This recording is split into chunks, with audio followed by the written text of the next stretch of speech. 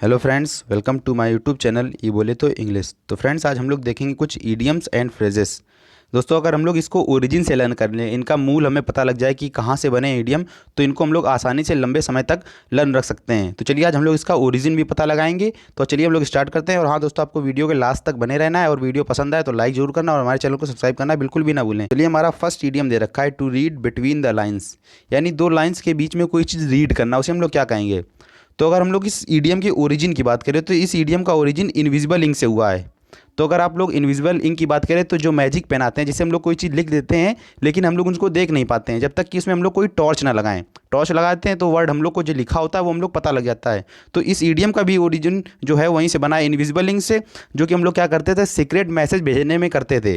किसको? मिलिट्री को। और उसमें हम लोग सीक्रेट मैसेज में कुछ मीनिंग लिखते थे, जिसका जो इसका मीनिंग है वो उन्हीं लोगों को पता लगता था जो उसका बारे में उनको पता होता था। तो बस हमारे इस ईडियम का भी ओरिजिन वहीं से बना है कि read between the lines, lines के बीच में कुछ इनविजिबल इंक से लिख देते थे। जो क्या करते थे, जो मिलिट्री के ऑफिसर होते थे वो लोग, उन लोगों को पता होता था। तो बस हमारा मीनिंग का ओरिजिन वहीं से बना है, अंडरस्टैंड द हिडन मीनिंग। तो मैं समझता हूँ ये आप लोगों को लंबे समय तक याद बना रहेगा कि to read between the lines यानी to understand the hidden meaning. किसी चीज़ का सीक्रेट पता कर लेना, हिडन मीनिंग पता कर लेना, उसे हम लोग कहते हैं to read between the lines. चलिए, हमारा सेकंड ईडियम दे रखा है टू सी आई टू आई। तो ये ईडियम आप लोगों को आसानी से लर्न हो सकता है। टू सी आई टू आई, कहीं ना कहीं अगर हम लोग आई टू आई मिला के कोई ना कोई चीज़ कर रहे हैं तो कहीं ना कहीं दोनों लोग क्या हो रहे हैं, एग्री हो रहे हैं। तो बस हमारा इस ईडियम को आसानी से आप लोग लर्न कर सकते हैं। टू सी आई टू आई, आंखों से आंखें मिल रही तो कहीं ना कहीं क्या कर रहे हो, एक दूसरे को एग्री कर रहे हो। तो इसका मीनिंग हो गया टू एग्री।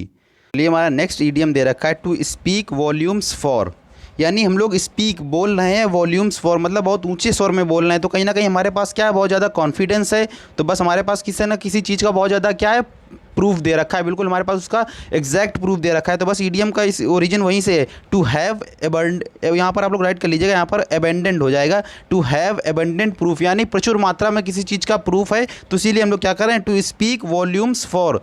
तो आप लोग इसका मीनिंग ध्यान रखिएगा। चलिए, हमारा नेक्स्ट ईडियम दे रखा है टू स्टील अ मार्च, जिसका मीन्स होता है टू गेट अहेड सीक्रेटली, यानी आगे की ओर बढ़ना, सीक्रेटली छिपते हुए, बिना किसी को बताए हुए सीक्रेटली कहीं पर आगे बढ़ना। तो उसे हम लोग कहते हैं स्टील अ मार्च। तो अगर इस ईडियम के ओरिजिन की बात करें तो ये भी मिलिट्री से हुआ है इसका ओरिजिन। यानी जो ट्रूप्स होते थे, कहीं ना कहीं किसी चीज़ का अगर एडवांटेज लेना है तो वो लोग क्या करते थे, सीक्रेटली मूव करते थे। हर चीज़ में क्या करते थे, सीक्रेटली मूव करते थे। तो बस ईडियम का ओरिजिन भी बना है स्टील अ मार्च, मतलब मार्च कर रहे हैं बिल्कुल स्टील, मतलब जैसे हम लोगों ने चोरी कर लिया हो। तो बस ईडियम का ओरिजिन भी वहीं से बना है। टू स्टील अ मार्च मतलब छिपते हुए कहीं पर आगे बढ़ रहे हैं। तो इसका मीन हो गया टू गेट अहेड सीक्रेटली। चलिए, हमारा नेक्स्ट ईडियम दे रखा है टू टर्न द कॉर्नर, जिसका मीन्स होता है to pass a critical stage, यानी किसी नाजुक स्टेज से गुजरना, उसे हम लोग कहते हैं टू टर्न द कॉर्नर। तो आप लोगों को कुछ लर्न भी करने पड़ेंगे। इसका मीन्स क्या हो गया, to pass a critical stage. चलिए, हमारा नेक्स्ट ईडियम दे रखा है बैक स्टेयर्स इन्फ्लुएंस। तो बैक स्टेयर इन्फ्लुएंस मीन्स होता है बाई अनफेयर मीन्स। तो आप लोग इसे भी लर्न कर लीजिएगा। बैक स्टेयर इन्फ्लुएंस मतलब हो गया बाई अनफेयर मीन्स। चलिए, हमारा नेक्स्ट ईडियम दे रखा है टू हैव ब्लू ब्लड। तो अगर हम लोग इस ईडियम की ओरिजिन की बात करें, टू हैव ब्लू ब्लड, तो पास्ट टाइम में होता क्या था, कुछ जब लोग होते थे, कुछ होते थे डार्क कलर के और कुछ क्या होते थे, बिल्कुल गोरे कलर के होते थे। तो डार्क कलर वाले लोग ज़्यादातर कहीं ना कहीं बहुत ज़्यादा हार्ड वर्किंग होते थे, बहुत कठिन परिश्रम करते थे, खेतों में काम करते थे, खुली जगह में काम करते थे। तो उनका कलर कैसा होता था, डार्क हो जाता था। तो जो उनकी वेंस होती थी, तो उनमें जो ब्लड होता था वो कहीं ना कहीं बिल्कुल कैसा दिखाई देता था, ब्लैक दिखाई देता था, ना कि मान लीजिए दिखाई ही नहीं देता था। लेकिन जो वाइट कलर के लोग होते थे, उनकी जो वेंस होती थी, उनका ब्लड कैसा दिखाई देता था, बिल्कुल नीला दिखाई देता था। अगर आप किसी गोरे आदमी को देखें और उसकी वेंस को देखें, नसों को देखें, तो कहीं ना कहीं इनका जो ब्लड दिखाई देगा वो गोरा दिखाई देगा। तो जिससे पता लगता था कि वो लोग जो बिलोंग कर रहे हैं, किसी ना किसी रिच फैमिली से बिलोंग कर रहे हैं, उनको कहीं ना कहीं बहुत ज़्यादा मतलब हार्ड वर्क नहीं करना पड़ता है। तो बस इस ईडियम का ओरिजिन वहीं से बना है। टू हैव ब्लू ब्लड यानी इसका मीन्स हो गया एरिस्टोक्रेटिक ब्लड, यानी बहुत ज़्यादा हाई या फिर रिच फैमिली से बिलोंग कर रहा है। तो इसमें लोग कहते हैं एरिस्टोक्रेटिक ब्लड। चलिए, हमारा नेक्स्ट ईडियम दे रखा है द हेल्सियन डेज, जिसका मीन्स होता है पीसफुल डेज, यानी जो शांति के दिन होते हैं उसे हम लोग कहते हैं द हेल्सियन डेज। तो अगर हम लोग इस ईडियम की ओरिजिन की बात करें तो हेल्सियन नाम का एक पास्ट टाइम में क्या था, एक पंछी था। तो पास्ट टाइम में जब हेल्सियन नाम का एक पंछी था, तो वो समुद्र किनारे जब भी आता था और अपने घोंसले में रहता था, जितने टाइम पीरियड में अपने घोंसले में रहता था 14 डेज 15 डेज, तो वहाँ पर उस समुद्र में कभी ना वहाँ पर ऊंची लहरें उठती थी, ना कभी वहाँ पर तूफान आता था। तो हमेशा क्या रहती थी, शांति रहती थी। तो बस इस ईडियम का ओरिजिन वहीं से बना, हेल्सियन डेज यानी उस पंछी के दिन है, तो कहीं ना कहीं वहाँ पर क्या रहेगी, शांति रहेगी। तो बस इस ईडियम का ओरिजिन वहीं से बना है और आप लोगों को आसानी से लर्न हो गया होगा द हेल्सियन डेज यानी पीसफुल डेज। तो अगर हम लोग इस ईडियम की ओरिजिन की बात बात करें तो इस ईडियम के ओरिजिन में अगर कहानी की बात करें तो वो और ज़्यादा लंबी कहानी है, जिसमें एक लेडी होती थी और उसका एक हस्बैंड होता था। अगर हम लोग उसकी बात करेंगे तो काफ़ी लंबा वीडियो बन जाएगा, तो हम लोग बस आप लोग इसको इतना ही ध्यान रखिए। हेल्सियन डेज यानी हेल्सियन नाम का एक पंछी था जो समुद्र किनारे रहता था, और जब वो रहता था तो उस टाइम पीरियड में कभी भी वहाँ पर ना तूफान आता था ना कुछ आता था, तो हमेशा कहीं ना कहीं वहाँ पर क्या बनी रहती थी, शांति बनी रहती थी। चलिए हमारा नेक्स्ट इडियम दे रखा है to pull a long face. तो अगर बात करें to pull a long face, अगर इसका हिंदी मीनिंग निकालें, पुल माने खींचना, अ लॉन्ग फेस यानी आपने किसी का फेस लिया, उसको पकड़ के लंबा कर दिया, खींच दिया, तो कहीं ना कहीं वो दूसरा जो सामने वाला है वो सैड हो जाएगा। तो इसका मीन्स हो गया टू लुक सैड, दुखी दिखेगा। चलिए हमारा नेक्स्ट इडियम दे रखा है पामी डेज। तो पामी डेज मीन्स होता है एफ्लुएंट डेज, यानी जो सुख समृद्धि के दिन होते हैं उसे हम लोग कहते हैं पामी डेज। चलिए हमारा नेक्स्ट इडियम दे रखा है क्यूर फिश। तो क्यूर फिश मीन्स होता है जो स्ट्रेंज पर्सन होता है, इसे हम लोग क्या कहते हैं, क्यूर फिश।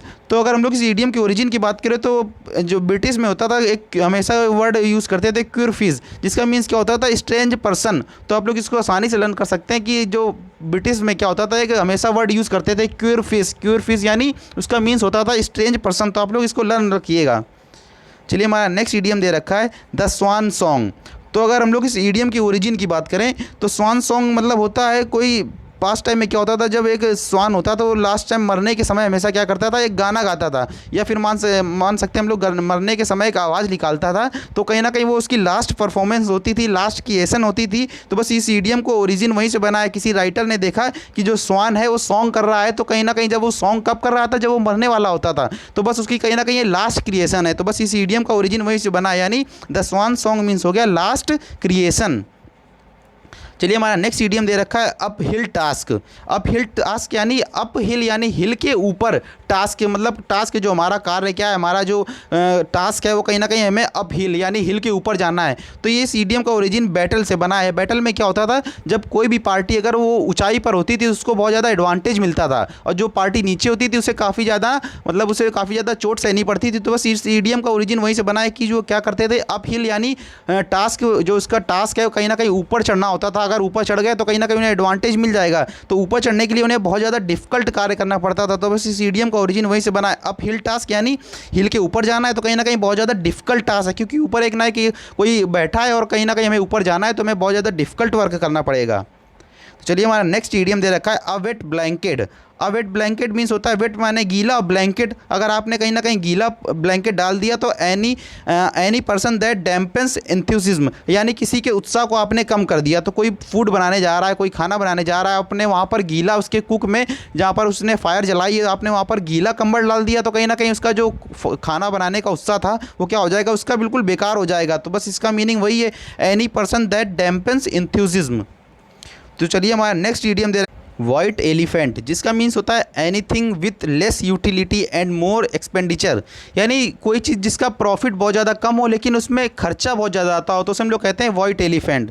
तो अगर हम लोग इस इडियम की ओरिजिन की बात करें तो वाइट एलिफेंट यानी सफ़ेद हाथी। अब सफ़ेद हाथी है, आप उसे ले आएँ कहीं से, आप उसे खरीद कर ले आए, तो आपने उस पर क्या किया, बहुत ज़्यादा खर्च कर रहे हैं उसे, बहुत ज़्यादा, अगर उसको खिलाने की बात करें तो आपका बहुत ज़्यादा खर्च होगा। तो कहीं ना कहीं आप उसके ऊपर खर्च बहुत ज़्यादा कर रहे हैं लेकिन आपको प्रॉफिट कम मिल रहा है, तो इसी का मीन्स हो गया वाइट एलिफेंट, यानी जो चीज़ व्यर्थ हो लेकिन उसमें खर्चा बहुत ज़्यादा लग रहा हो, तो उसे हम लोग कहते हैं वाइट एलिफेंट। तो चलिए हमारा नेक्स्ट इडियम दे रहा है अ वाइल्ड गूस चेज, यानी अगर गूस की बात करें तो जो एक टाइप का बतख होता है इसे हम लोग कहते हैं गूस। गूस मीन्स अगर बात करें हम लोग कैनेडियन गूस की, तो क्या होते हैं वो कहीं ना कहीं उड़ भी लेते हैं और ज़मीन में चल भी लेते हैं।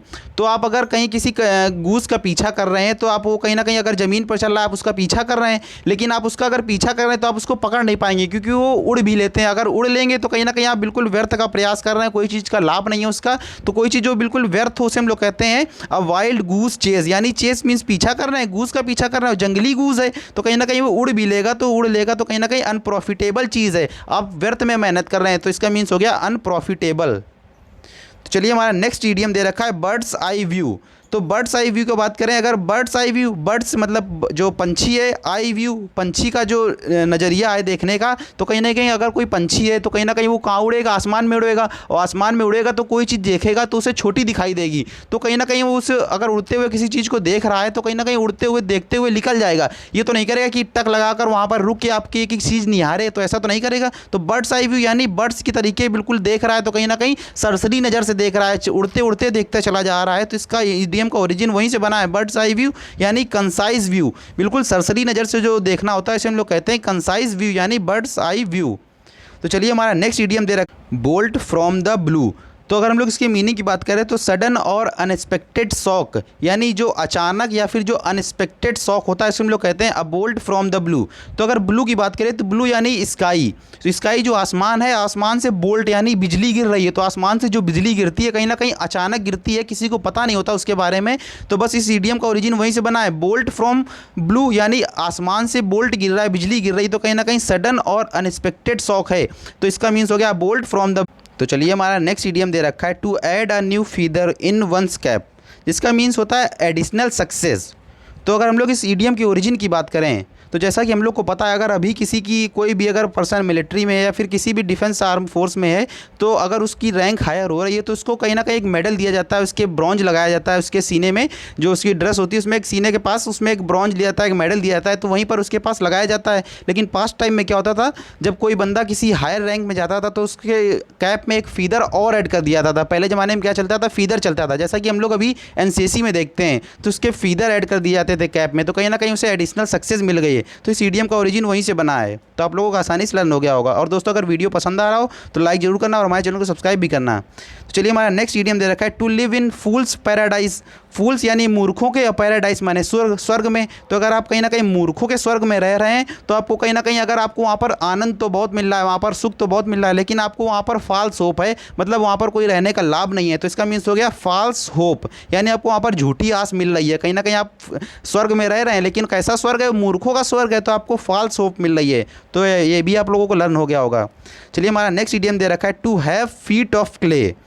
तो अगर हम लोग इस ईडियम की ओरिजिन की बात करें तो एक कंट्री में वहाँ पर क्या था, तो वहाँ पर एक स्टैचू लगी थी, तो स्टैचू में उसके 4 पार्ट थे। उसका जो हेड था वो कहीं ना कहीं सिल्वर, उसका गोल्ड का बना था, उसका चेस्ट था वो कहीं ना कहीं सिल्वर का बना था, उसके हैंड थे वो ब्रॉन्ज के बने थे, तो उसके जो फीट थे, जो उसके पैर थे वो कहीं ना कहीं आयरन और जो क्ले है मिट्टी से मिलकर बने हुए थे।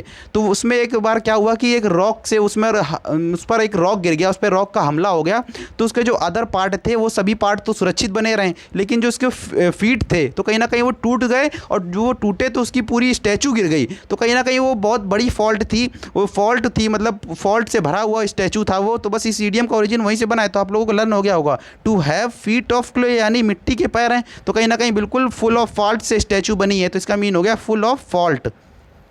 तो चलिए हमारा नेक्स्ट ईडियम दे रखा है अलॉयंस शेयर, यानी लॉयन शेयर यानी जो लॉयन यानी किसी शेर का शेयर, किसी शेर का शेयर है। तो अगर इस ईडियम की ओरिजिन की बात करें तो एक शेर था और वो अपने 3 पार्टिसिपेंट्स के साथ, यानी उसके 3 पार्टिसिपेंट थे, लोमड़ी, सियार, ये सब उसके 3 पार्टिसिपेंट थे। तो एक बार उन्होंने योजना बनाई कि शिकार करेंगे, तो शिकार करने के लिए जो लॉयन था उसने बहुत कम मेहनत की, लेकिन जो उसके 3 पार्टिसिपेंट थे उन्हीं ने पूरी मेहनत की। अगर किसी का अगर शिकार किया, किसी जैसे हिरन का शिकार किया तो उसने शिकार किया, तो उन तीनों ने मेहनत करी, लेकिन लॉयन ने ज़्यादा मेहनत नहीं करी। लेकिन जब उसने पकड़ लिया तो लॉयन उनके पास गया और वहाँ पर लेकर उस जो शिकार पड़ा था वहाँ पर बैठ गया और कहता जिसकी हिम्मत हो मुझसे छीन के दिखाए। तो कहीं ना कहीं उसने क्या किया, उसने सबसे लार्जेस्ट पार्ट लिया, क्योंकि वो जंगल का राजा है, तो उसने क्या किया, सबसे लार्जेस्ट पार्ट लिया। तो आप लोग इस ईडियम का ओरिजिन वहीं से बना है कि लॉयन शेयर, यानी लॉयन अपना शेयर ले रहा है तो कहीं ना कहीं सबसे बड़ा पार्ट लेगा, सबसे अच्छा वाला पार्ट लेगा। तो बस इस ईडियम का ओरिजिन वहीं से बना है, लार्ज पार्ट यानी लॉयन शेयर। तो चलिए हमारा नेक्स्ट ईडियम दे रखा है a red rag to a bull. तो अगर हम लोग इस बात करें बुल की यानी बैल, और रेड रागा यानी लाल कलर का, रागा यानी चिथड़ा, यहाँ पर आप लोग रागा लिख लीजिएगा। रेड रागा यानी लाल कलर का आप चिथड़ा लेकर जा रहे हैं बुल के पास, तो कहीं ना कहीं वो क्या हो जाएगा, लाल कलर को चिथड़े को देखकर एंग्री हो जाएगा। तो इस ईडियम का ओरिजिन वहीं से बना है, एनीथिंग दैट प्रोवोक्स, ये जो चीज़ किसी को क्रोधित कर दे, उत्तेजित कर दे, उसे हम लोग कहते हैं red rag to a bull. तो चलिए हमारा नेक्स्ट ईडियम दे रखा है, और हाँ दोस्तों आप लोगों को बताना है कि बुल फाइटिंग कहाँ का प्रसिद्ध खेल है, कहाँ पर नेशनल गेम है वहाँ पर बुल फाइटिंग, तो आप लोगों को बताना है कहाँ पर सबसे ज़्यादा खेला जाता है ये। तो चलिए हमारा नेक्स्ट ईडियम दे रखा है स्नैक इन द ग्रास। तो अगर हम लोग इस ईडियम की ओरिजिन की बात करें तो पास्ट टाइम में क्या होता था, लोग पास्ट टाइम में या फिर अभी भी हम लोग कह सकते हैं, जब लोग होते थे अगर कहीं ना कहीं किसी जंगल में जा रहे हैं या फिर किसी ऐसी जगह पर जा रहे हैं जहाँ पर बहुत ज़्यादा घास है, तो वहाँ पर क्या होते थे, कहीं ना कहीं उन्हें जानवर मिल जाते थे, बहुत पॉइजनस स्नैक मिल जाते थे, तो वो छुपे रहते थे।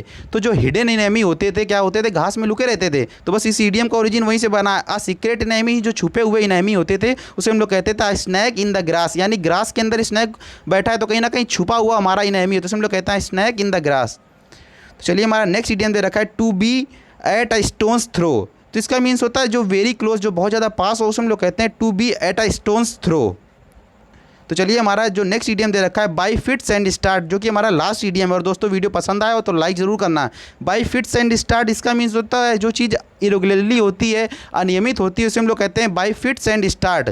तो अगर हम लोग फिट्स की बात करें तो ये मेडिकल से वर्ड बना है फिट्स, जिसका मीन्स होता था जो चीज़ कोई चीज़ जब्त कर ली जाए तो उसे हम लोग कहते थे जो चीज़ कहीं ना कहीं अगर जब्त हो गई है तो वो चीज़ कभी ठीक नहीं हो पाती थी, चाहे जितना उस पर प्रयास कर लिया जाए। तो इसका मीन्स वहीं से बना है बाय फिट्स एंड स्टार्ट। पहले सिर्फ फिट्स था, लेकिन बाद में इसमें क्या हो गया, स्टार्ट से ऐड हो गया। इसका मीन्स हो गया उस पर अगर वो चीज़ उस रोग से कहीं ना कहीं जब्त हो गया है तो उस पर चाहे जितना प्रयास कर लिया जाए वो सही नहीं होता था, तो कहीं ना कहीं इरेगुलरली था वो वहाँ पर। तो इसका मीन्स हो गया बाय फिट्स एंड स्टार्ट, जिसका मीन्स हो गया इरेगुलरली। तो दोस्तों इस प्रकार हमारे इडियम कंप्लीट है। और दोस्तों अगर वीडियो पसंद आया हो तो लाइक ज़रूर करना और हमारे चैनल को सब्सक्राइब भी करना। चलिए दोस्तों, जय हिंद।